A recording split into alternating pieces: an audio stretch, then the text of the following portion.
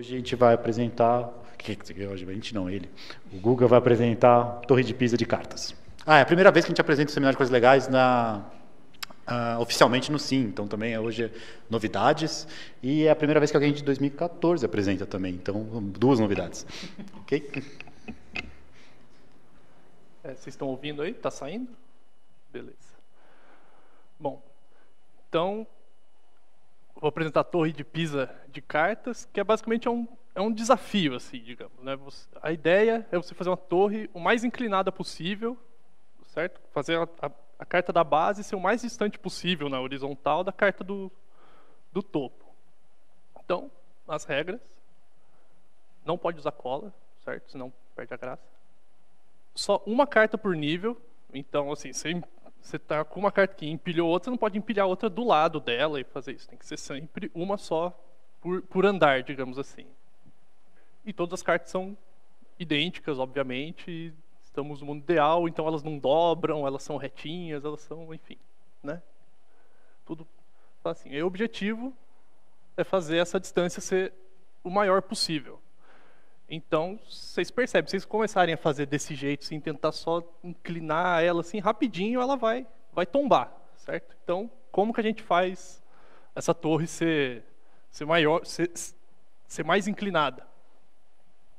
Então, como fazer? Então, aqui a gente vai fazer, digamos assim, a construção da torre por recursão, assim. Então, a gente vai, sabendo como construir a torre com uma carta, a gente vai saber com duas, sabendo com duas, sabe com três, e assim por diante. Aí a gente vai saber como construir a torre com quantas cartas a gente quiser. Então, com uma carta, o que a gente faz? A gente alinha o centro de massa da carta com a borda da mesa aqui. Daí, você passa, ela cai, você vai vier para cá, você podia estar indo mais para lá, então você alinha com o centro de massa e você tem a distância máxima aqui. Certo? Isso. Então, você tem ali o comprimento de 1, você vai ter comprimento de meio ali, ela vai estar com a distância igual a meio. Então, aqui, agora, para duas cartas, então. Agora a gente já sabe como fazer com uma carta, agora com duas cartas, a gente coloca a segunda carta embaixo da primeira, com a ponta dessa segunda carta alinhada com o centro de massa da primeira. E aí a gente calcula o centro de massa das duas e alinha com a borda da mesa. Certo? Então, isso aqui é o centro de massa da primeira carta, que está alinhado com a borda, e aqui é o centro de massa das duas cartas juntas, que a gente alinha com a borda da mesa, então. E para 3 cartas, a gente faz a mesma coisa. Dessa vez, a gente vê o centro de massa das duas primeiras cartas, alinha a terceira embaixo delas com o centro de massa das duas primeiras e alinha o centro de massa das 3 com a mesa. Certo? Então, isso aqui seria mais ou menos o centro de massa dessas duas cartas aqui, que está alinhado com a ponta da terceira carta, e aqui é o centro de massa das 3 juntas que a gente alinha com a borda da mesa. Então, e assim sucessivamente. Então, você pega a quarta carta, alinha com o centro de massa das 3, e aí calcula das 4, e alinha, e assim por diante. Então, a gente tem que saber quão boa é essa estratégia, quanto que a gente consegue de distância com essa estratégia. Então, a gente vai ter que descobrir qual distância que a gente consegue alcançar. Então, basta a gente descobrir a distância entre a ponta lá da última carta, na verdade, porque a gente está contando a ponta da primeira carta com o centro de massa, que como está alinhado com a mesa, então a gente tem que calcular essa distância. Então, bom, a gente vai ter que usar a fórmula para calcular o centro de massa aqui de objeto, certo? Então, isso aqui, o x1, é dado uma referência qualquer, então o x1 é a posição do centro de massa do primeiro objeto. E a massa 1 é a massa do primeiro objeto, e assim sucessivamente. Então, para facilitar as contas, né, então a gente vai usar que cada carta tem comprimento 2. Mas como eu fiz física 1, né, o professor falou que pega mal, tal, né, deixar sem unidade de medida, né, então tem 2 Bluger, certo? E bom, para ninguém ficar sem referência, então cada bluga vale x centímetros, onde x é o comprimento de metade de uma carta em centímetros. Certo? Justo, né? Tá certo, né? Então, vamos lá. Então, a gente vai usar essa fórmula do centro de massa para calcular cada uma dessas distâncias aí. A gente vai calcular o C1, C2, C3, e aí a soma delas vai me dar a distância total que a gente tem da ponta para a borda da mesa. Então, o C1 é um bluga, obviamente, porque você tem uma carta só, o centro de massa dela está alinhado, então como a carta tem 2 bluga, então a distância aqui vai ser de 1 bluga. Beleza. Então agora, da forma como a gente construiu a torre, então a gente sabe o quê? A gente sabe que o centro de massa de uma torre de K cartas, o centro de massa das K-1 primeiras cartas, ou seja, as que estão mais em cima, está a 1 bluga do centro de massa da carta de baixo, da última carta, certo? Então, para K igual a 2, né, para uma torre de carta uma torre com 2 cartas, então a gente vai usar o centro de massa da primeira carta como origem. Então a gente vai ter aqui. Então esse aqui que é o centro de massa da primeira carta, é a nossa origem. Então essa aqui, o x1 dela, o x1 é 0 dela, certo? Então está aqui o 0. Aqui eu botei um x1, devia ter colocado a massa, mas enfim. Considera a massa 1 para cada carta. E aqui a soma das massas. Então, o nosso C2 aqui deu meio bluga. Certo? Então, para 2 cartas, a gente tem 1 mais meio. Então, agora, para 3 cartas. Então, de novo, toma o centro de massa da torre, das cartas de cima, certo? Como origem, de novo. Então, aqui vai ser 0.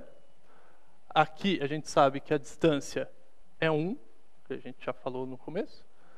Então, vai ser esse x1, que é de 1 bluga, dividido por 3. Vai dar 1/3 de bluga, então. Certo? E aí a gente pode generalizar isso aí. Então, a gente tem essa torre com n-1 cartas. Certo? Aqui está o centro de massa, que é a origem. A distância entre a origem, o centro de massa dela e o centro de massa da outra carta é 1. Então, de novo, a gente vai ter isso aqui. Então, para ser n, então vai ser 1 sobre n bluga. Certo? Então, se a gente tem n cartas, a gente vai ter essas distâncias todas. Vai ter 1, depois meio, depois 1/3, que é lá o que eu coloquei aqui. Aqui, né? Então, o C1 é isso, o C2 é isso, o C3 é isso, o C4 é isso. Então, você tem n cartas, você tem n dessas distânciazinhas pequenas aqui.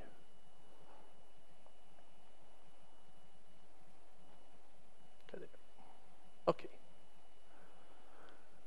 Então, a gente colocou uma tabela aqui para a gente ter uma noção de como que se comporta a distância com a quantidade de cartas. Então, tá aqui, né? Para uma carta, a distância é 1, para 2 cartas 1,5, tal, para 10, 2,9. Então aqui, ó, a gente já tem que, com 4 cartas, já tem uma carta, a distância de uma carta inteira que já passou da beirada, que já está no ar, assim. E aí, com 40 cartas, a gente consegue fazer que a distância de 2 cartas inteiras já está saindo da mesa, assim, já está no ar, já. Certo? Até onde que vai isso? Então, a gente vai fazer a comparação aqui com a Torre de Pisa, né? Já que está no título, né? Nada mais justo.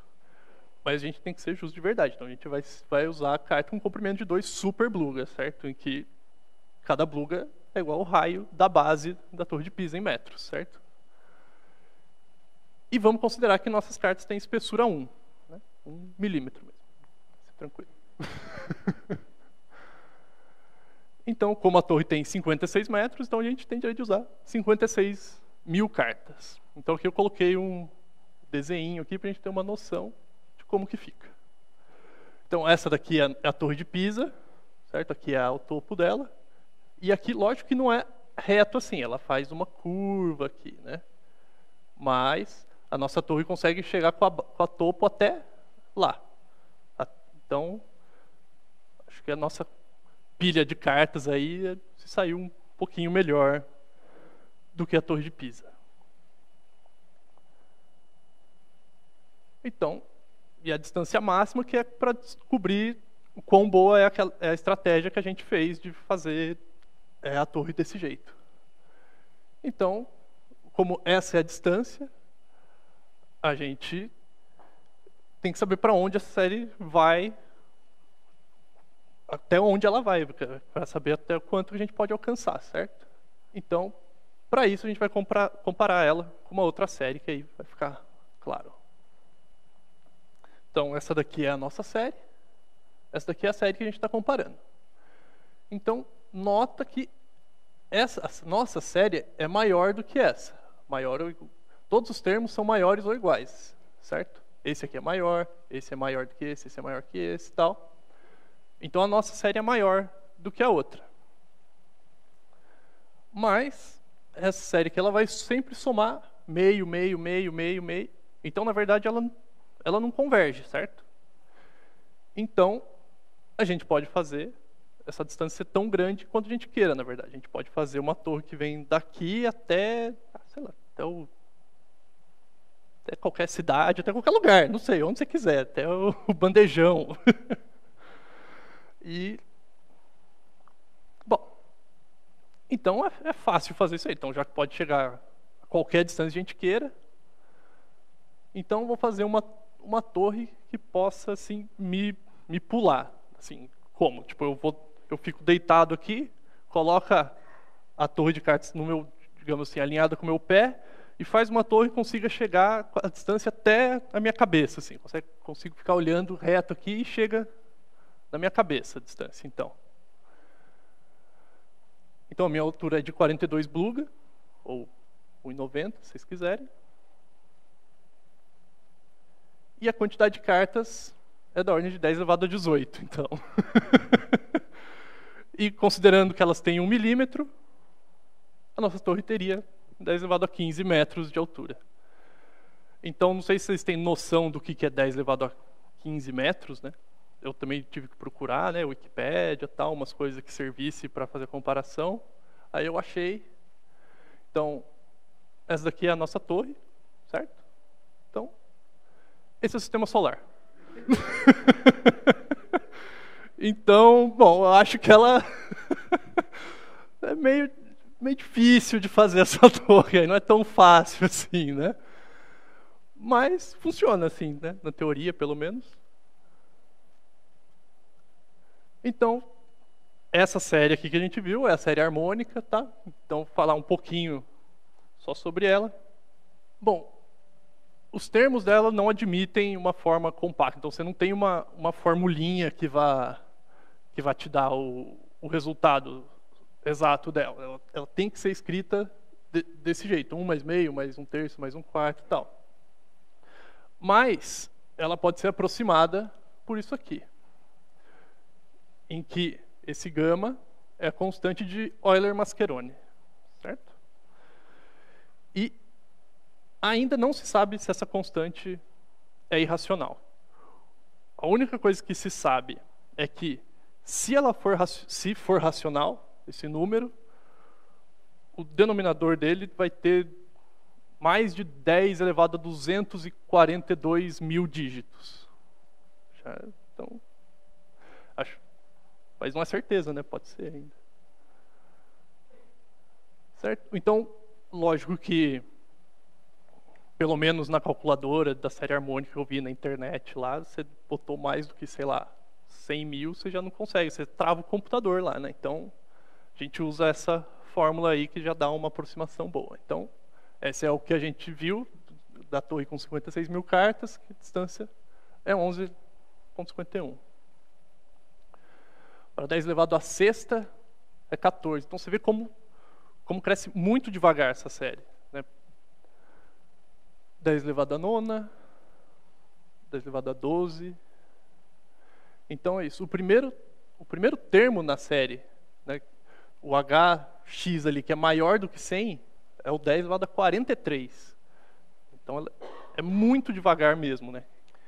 E a série harmônica ela aparece em vários outros paradoxos, assim, né? Como esse, um aparente paradoxo, assim, na verdade, né? Como, por exemplo, da minhoca no elástico. Então, imagina que eu tenho o elástico preso aqui e eu estou com a ponta do elástico aqui. E a minhoca está lá no começo do elástico. Ela anda 1 centímetro por minuto. Mas quando passa 1 minuto, eu vou e estico o elástico mais 1 metro. E aí ela anda mais 1 centímetro e eu estico o elástico mais 1 metro. E assim, sucessivamente.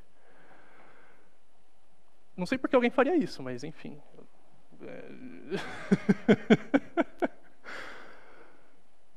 Certo? Então alguém está esticando o elástico, aumenta seu comprimento 1 metro a cada 1 minuto. O paradoxo é que a minhoca eventualmente consegue atravessar o elástico inteiro. Então, por quê? Porque essa daqui que vai ser a fórmula que vai te dizer a distância que a minhoca percorreu depois de N minutos. Então, como essa série aqui, né, é a nossa série, que ela diverge, então, eventualmente, ela vai chegar em 100 e vai dar o elástico inteiro, isso aí. Mas, lógico que isso vai demorar 10 elevado a 43 minutos. Então, também, sei lá, né, não dá para dizer que ela vai atravessar também. E aqui a gente tem também uma coisa que eu coloquei só de curiosidade, que tem pessoas que fazem o alcance máximo, mas sem a regra de ter essa uma carta por nível, assim, né? Que daí usa muita computação e tal. E eles chegaram em algumas coisas, né? Tipo, essas coisas assim. Então, esse aqui ainda tem a comparação aqui, né, da torre que a gente faz com a torre deles, com a mesma quantidade de cartas. Certo? Não parece, porque essa aqui é maiorzinha, mas é a mesma quantidade. E aqui também com 921 blocos, que tem 10 cartas de distância que eles conseguiram colocar assim. Certo? E umas fotinhas aqui. Isso aqui são, né, exemplos mesmo de pessoas que fizeram isso. Aqui, esse aqui está com 15. Esse aqui eu não sei quanto está, mas aqui, ó, você já vê que aqui a carta já passou bastante aqui da base dela, né? Isso aqui também. E, bom, é bacana que esse aqui, pelo jeito, foi uma atividade que fizeram com crianças da escola, assim. Então, é uma coisa que dá para você ensinar essas coisas, ensinar, mesmo passar uma série dessas, assim, ensinar crianças que não tem requisito. Então, é bem bacana, assim, né? E, bom, na verdade eu até fiz adiantado, né? Já vai para as referências, então. Então, primeiro é Wikipedia, claro, e só esse Concrete Mathematics aqui, que é bem bacana, se alguém quiser dar uma olhada, porque tem muita coisa legal, assim, desses probleminhas, coisas que é bem legal de apresentar aqui, né? Tipo, tem muita coisa, assim, mesmo. Esse eu achei lá, inclusive. E se alguém quiser ver mesmo a página e tal, é essa daqui. Daí posso passar tal. E, bom, é isso aí. Obrigado.